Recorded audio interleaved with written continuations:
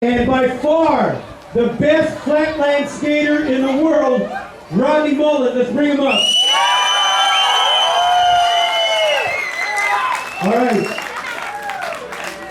This is a blessing for me because I started as a flatland freestyle skater, and I love it to the max. And then when Rodney came into the scene, it was Rodney all the way. And he's going to share his life story with you right now. Let's give it up for Rodney.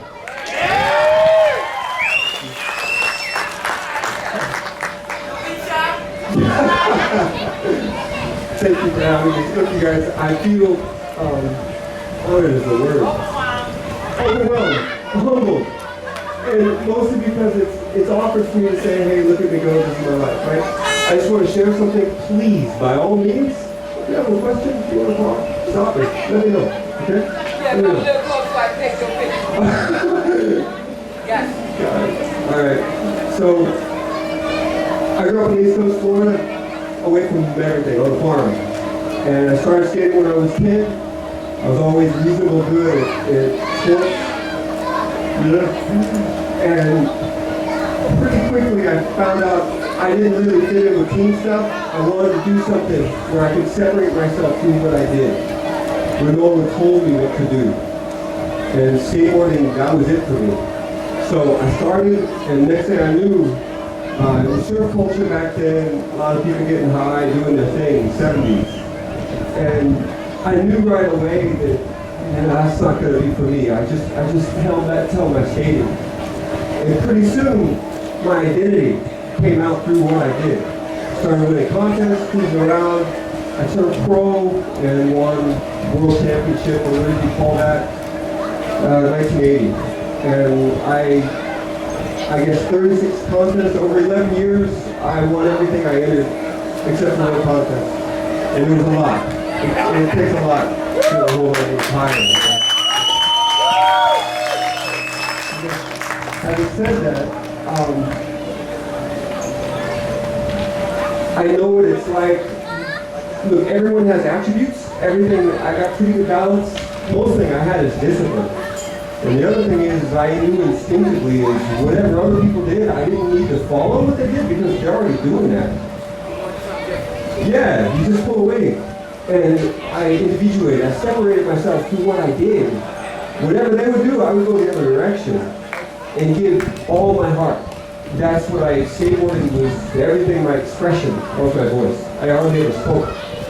Just skated because I loved it. And that's something I wanted, that I learned about discipline. Because people used to tell me always how disciplined I was. Discipline is just changing habits. You form your habit, and then that becomes normal to you. And the more you love something, the easier it is to pull yourself into it. And then there's discipline to stay away from it. You can't stay away from it. And that's what I did. And over the years, after winning a bunch of contests, the kind of skating I did, the flat ground stuff, it was essentially replaced by street style. It was taking what we did on flat, but moving it to obstacles, which is where it should have been, because flying around and mixing, that's the natural progress of things. I had to start over at that time. And it was a humbling experience because what I did compared to what that stuff is, I was horrible. I was horrible. So I was like the champ, and then it's embarrassing throughout the public. That's where I started again. And it was hard because everyone already knew my name and expected me to be some great skater, and I wasn't. I was horrible. So I picked up again and again. I just stuck with it. And that's another thing that I can share with you, because over that time, I have, of course, integrated with some of the best pros in over decades, 30 years. And the one thing I notice about the very top guys is that the better they are, they're sure of themselves, they know what they can do. But they're humble. Like the gnarliest guys are always the most humble guys. Because somewhere along the way, it gets beat out of them. There's so much talent out there. I think at this stage, I'll share a little bit. Eventually, I founded a company, and it became the biggest. And that's also a lot of burden to carry. And it eventually went down. And the second time around, we brought it up and then sold it. So I had that experience of selling a business, and essentially that's a lot of people's dreams. I've had a good bit of fame. I've had entire stadiums. I had one time in particular, I had a stadium roar, you know, and that's such a crazy thing. I won a contest at the World Expo, and the crowd was so loud, like it punches you. And I remember walking away from that thinking, that's a high, like I get it, like rock stars get addicted to that stuff. But at the same time, when you get removed, when you get a lot of fame, you realize like it's a lot of people who don't really know you. It's not an answer to have fame in itself. I've seen a lot of guys driven, like, I want to be famous. I want to be on this and that. All right? I've seen scores of people get famous. And when they do, what do they have? It's a lot of people that know your name, but they don't know you. And so I can share anything from some degree. I've traveled a lot over 100 years. And fame, that's not, don't let that ever motivate you. Because you can have a crowd of people, a stadium of people roar your name, and you grow deaf to it because they don't really know you. It's another thing, it's something to belong to a community where people understand who you are and what you do through what you do. That's what skateboarding is to me, has always been. And I wouldn't trade anything for that kind of recognition where we know what each other, we know what we do, we know what it takes. So I think that that's something I'd like to share. If I can pass on something I've learned through the experience. It's not fame, it's not money, it's a love of what you do and the community around you. That, to me,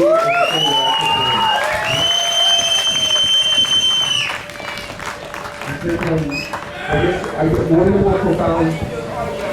Oh, you'll be first. You'll be first. All right. Look, I don't want to hog, but I think it's something you hear about, but I have to say from experience, like we all know people that party and have a good time, and hey, that's what they do. But I know one thing that, again, I have the eyes, I know skateboarding, and I have the eyes to see generally, like I saw one guy there, who's the guy doing laser, who threw that laser on the hip? That guy's got something. That guy's got something. So if there's one thing I know, we all have different skill sets.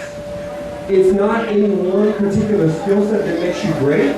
It's understanding what you have, what you don't have, and what you do with it.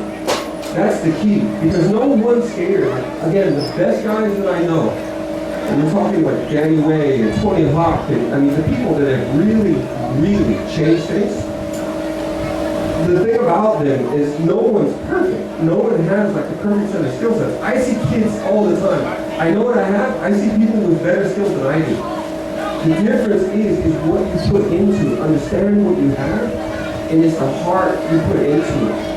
And the best guys, I can give you a long list of guys, 24 guys, that the thing that makes them special is a good amount of talent for sure, but it's that they never stop getting up. Nothing can keep them down. That is the singular characteristic I see.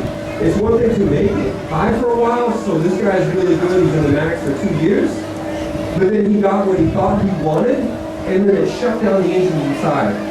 And that to me is one of the biggest drags. Like that's, you take someone who worked their whole life, whether it's 10 years to get to that point, they get it, and then they're defeated, and they don't even know what defeated them. And that's the crazy thing. So again, love what you do. Never, ever do it for fame or money. Just take the pride and joy of loving what you do by doing it and the community around you. And again, and I don't want to be corny about it, like preachy guy or whatever. I hate that. But if there's one lesson I see is drugs. I mean, they're around, they're everywhere. I get it. I get it. But the most sinister thing I see is little drugs, and sometimes they lead to bigger drugs, and they have ripped the dreams and hopes and effort of the most talented people I know, and have ripped them away.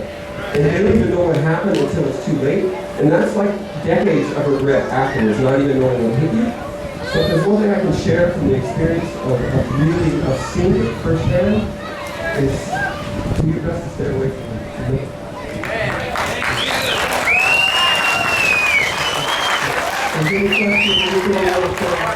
Okay, thank you for having me.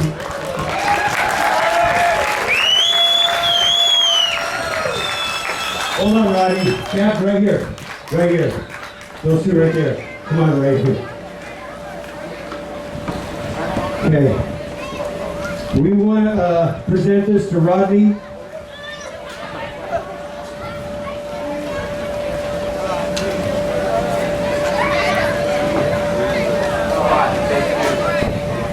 We want to present this to Rodney from the southeast area over here. All these guys, everything from Writer's Block and the kids, they designed this and put it together for you for coming out and doing this for us. And you know, I want to turn the mic over to Captain to say something.